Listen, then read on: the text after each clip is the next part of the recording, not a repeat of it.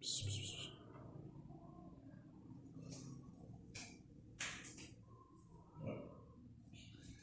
aí galera, bom dia, tudo bem? Vamos começar mais uma aula hoje. Olha só, hoje nós estamos começando a apostila 4, já a apostila 4 entrou no mês de junho, a apostila 4 do terceirão, tudo bem? Então olha só, nós temos aí as aulas 34 e 36 que falam são dos termos associados ao verbo. No entanto, começamos a falar do sujeito, aquele que pratica a ação. Você já viu isso antes e nós vamos rever agora, ok? Mas antes de iniciar, vai que eu me esqueça, na próxima semana vocês terão prova de língua portuguesa, na terça-feira, já anotem aí, deixei aqui no cantinho, conteúdos para a prova. Apostila 3, ok? Das aulas 22 a 30. Então anotem aí, não se esqueçam. Vamos lá então. Pessoal, nós temos aqui o sujeito. Lembrando que o sujeito é aquele que pratica a ação. Nós temos 5 tipos de sujeito: simples, composto, indeterminado, oculto e inexistente, ok? São fáceis se vocês prestarem atenção. Vem comigo. Olha só, sujeito simples é aquele que apresenta apenas um núcleo, apenas um núcleo. Olha o exemplo aqui simples: a moça chegou cedo. Olha o verbo. Chegou, eu faço a pergunta. Quem chegou cedo? Eu tenho a resposta. A moça. Eu tenho apenas um núcleo, portanto eu chamo de sujeito simples, ok? Sujeito composto, lógico, se simples, um núcleo só. Composto eu tenho 2 ou mais núcleos, e isso, sujeito composto, quando eu tenho 2 ou mais núcleos. Vem comigo, observe.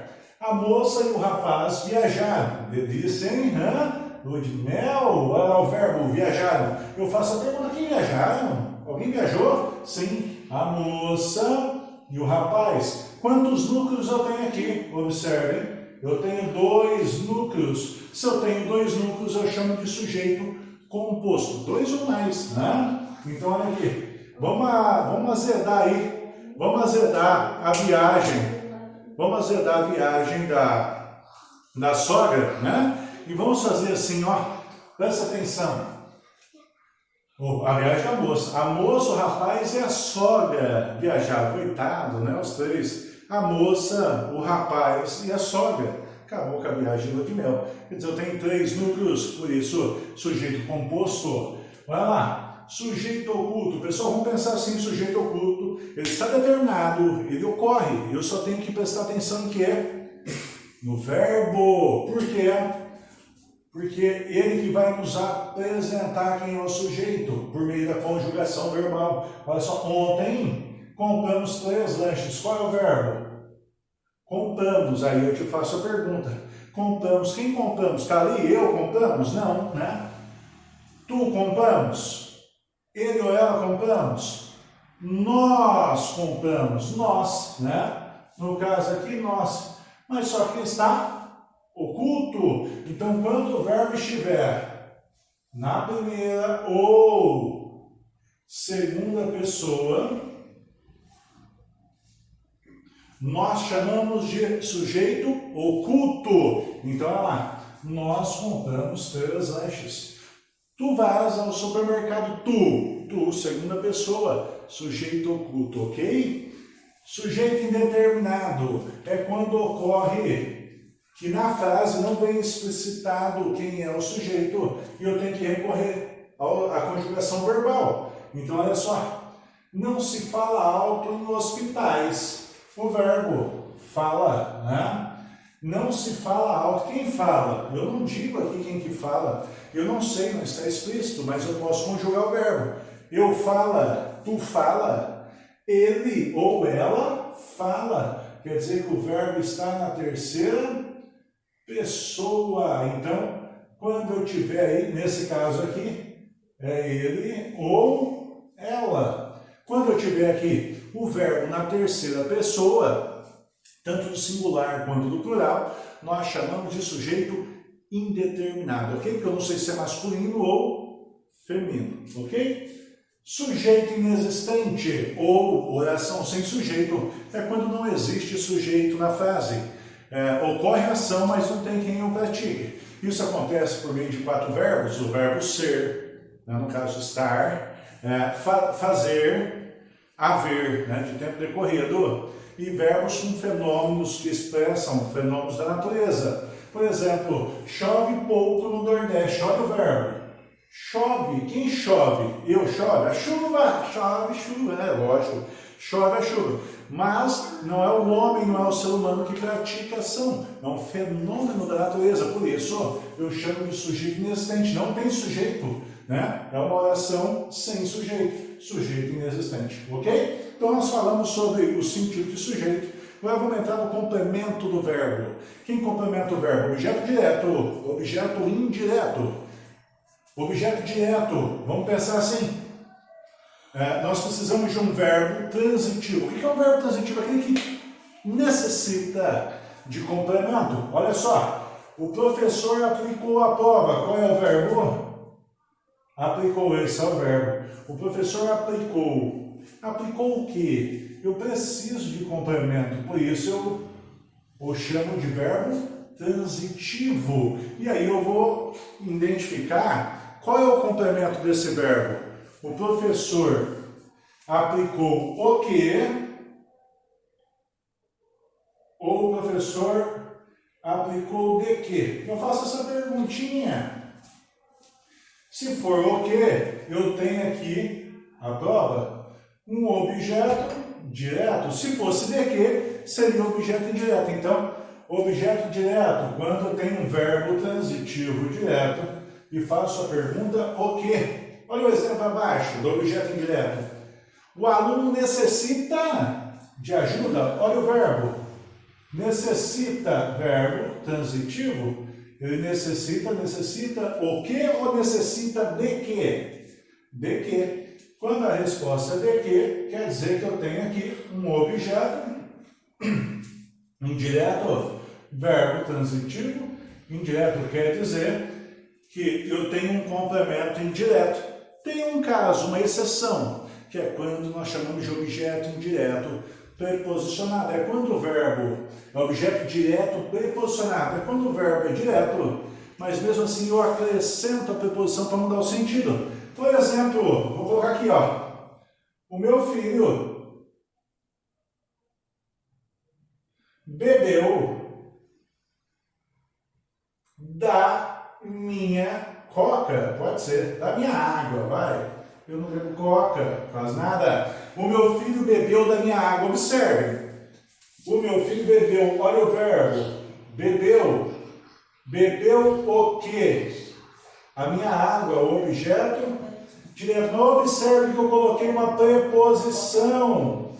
Isso quer dar a entender o quê? Se eu não tivesse a preposição, o meu filho bebeu a minha água, ele estaria dizendo que ele bebeu o quê? Tudo, né? Quando eu digo o meu filho bebeu da minha água, quer dizer que ele bebeu parte, ele bebeu um pouco da minha água. Então, esse objeto direto preposicionado, ó, objeto direto preposicionado, é quando eu acrescento uma preposição ao objeto direto para mudar o sentido. Isso é proposital, ok? Vamos para o próximo. Essa aula é extensa. Adjunta adverbial. O que é uma adjunta adverbial? São palavrinhas que acrescentam o quê? Circunstância.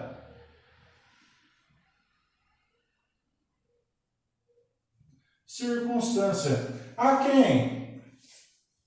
Ao verbo. Apresenta circunstância ao verbo, né? Nós temos várias circunstâncias. Circunstâncias de modo, de causa, de preço, de instrumento, de tempo, lugar. Eu coloquei aqui 3 exemplos. Então vamos pensar no verbo estudar. Né? Esse é o verbo, estudar. Então eu vou conjugar ele aqui. Né? Ó. Estude com vontade. Observe que eu tenho o verbo com vontade. É uma adjunta adverbial de modo. É o modo como eu vou estudar com vontade. É assim que vocês estudam, tenho certeza. Estude longe da cama. Isso é essencial. Eu tenho um menino aqui em casa, quando ele vai estudar na cama, Passou alguns minutos, você foi lá ver, está dormindo com o livro aberto, né? E fala que está estudando. Então, estude longe da cama. Longe da cama, nós chamamos o que? De adjunto adverbial do que? Lugar, né? Aqui eu tenho um adjunto adverbial de modo. Tempo. Estude por 5 horas. Olha que beleza, é o que vocês devem estar fazendo, né? Vocês que estão no terceiro ano e devem estar estudando bastante. Estude por 5 horas é um adjunto adverbial de tempo, né? Eu estou acrescentando uma circunstância ao verbo estudar, ok? Então, adjunto adverbial apresenta circunstância.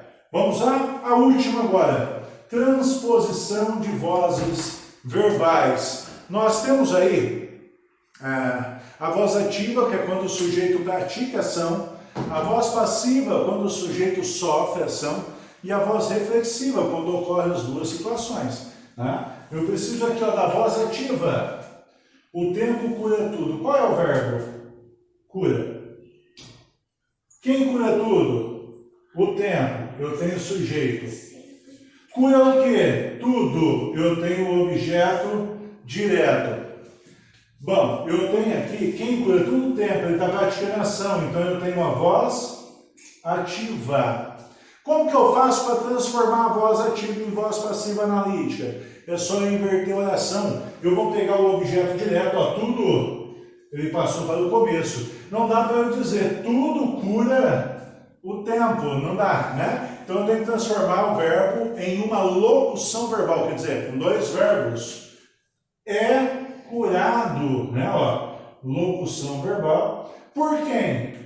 Quem estava lá no início, ele vem aqui para o final, pelo tempo. Ele se torna um agente da passiva. Né?